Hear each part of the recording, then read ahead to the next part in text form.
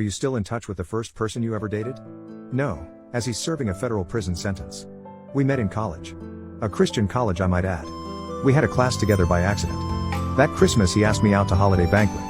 Very formal affair. We didn't see each other for long when we decided being friends was for the best. And we were. Except, his idea of friendship was an awkward, suffocating experience. He constantly called or dropped by when I was at work. He worked nights while I worked days. I swear I don't know when he slept, and because he was up all night at work he would call me in the dead of night. If I didn't answer he would continue calling until I either answered or silenced my phone. I had a group of people from college that was friends with.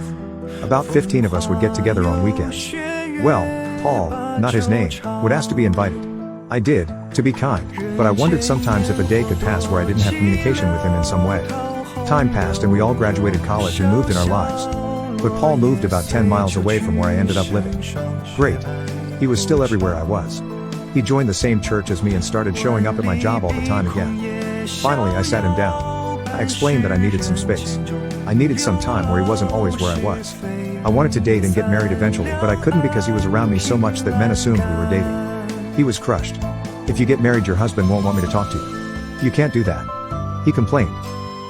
Yeah, that's the idea of marriage. Where you choose one man to be faithful to, yep. He probably won't want me seeing another man every single day. That is true.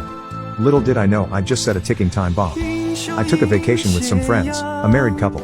We were gone for 2 weeks. I turned my phone off. My gosh, I'd forgotten what life was like to not have it constantly ringing. But when I returned I was greeted with his intense anger. Where had I been? What had I done? How late had I stayed out? Had I met any men? Had I gone on dates? He peppered me with questions as if he were a jealous lover and not merely a good guy friend. I stopped him. I explained that my private life wasn't any of his business. That if I went on dates or met someone I wasn't required to report to him. He lost it. Screaming, yelling, throwing things. That's it. Enough. You have gone too far and I have had enough. We need to go our separate ways. I hate to say it because we've been friends for years, but you cannot act this way. It isn't appropriate and you've crossed my boundaries too many times. For 2 weeks I heard nothing from him. I was starting to relax when, ring. It was the weekend and I was up late watching a movie when my phone started ringing from an unknown number. Curiosity got the better of me and I answered. I'm going to bill you. I'm going to cut you into tiny pieces and, I interrupted the strange whispered voice. Who the heck are you and what do you think you're doing calling me in the middle of the night? I used my stern teacher voice. Click. The phone went dead. I pulled out my .380 handgun and loaded it. I placed it in my nightstand and went to sleep. Monday morning when I arrived at work I was met by some coworkers that were concerned. Annie, you need to hear this. I was told and followed them to the school office. Someone dialed the voicemail on the phone and put it on speakerphone. Over and over, one after another were voice recordings in garbled or whispered voices threatening to bill me, calling me a whore and worse, growling into the phone. It had filled up the voice mailbox. My heart sunk. I knew deep down who it was. My boss called me into his office. He had a background in security. Not security as in a mall cop or a security system for your home, but security. The kind involving the alphabet agencies of government and the military. Who is targeting you? Do you know? He asked. Oh yeah, I knew. And he knew him too. The police got involved and phone records were pulled but the calls came from prepaid phones under no name. We knew who it was but had no proof. Meanwhile, every night he filled up the voicemails of my phone and my work phone. Then I was walking across the parking lot of Walmart when I felt someone's eyes on me. I looked up to see his truck flying across the parking lot and into the road. Oh my god, he's following me now? I couldn't prove it, but he began showing up in public places at the same time as me. What could I do?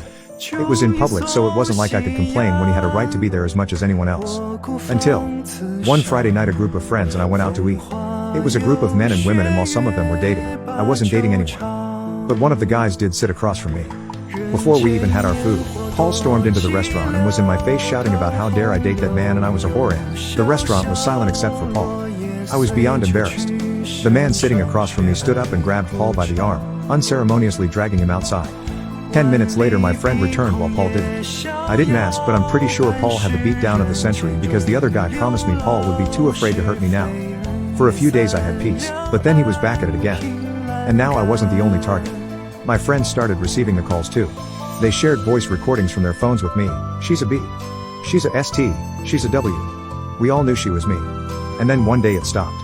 Everything stopped and eventually I started breathing again. Until about 6 months later a man I worked with called me. Annie, turn on the local 6 o'clock news, now, he said. I switched my TV over and nearly dropped my phone. There was Paul's face splashed across the screen. Paul Michelson, 28, was arrested today. He is accused of violating a restraining order, being weird, and touching.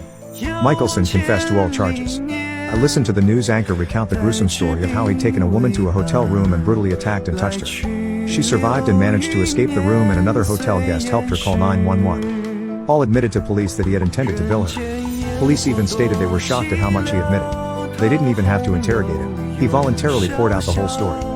It seems I had found peace because he had found another woman to harass. I've changed names to protect his family, who were kind people and always treated me well. It isn't their fault he became the man he is. It has been many years since he was sentenced to prison.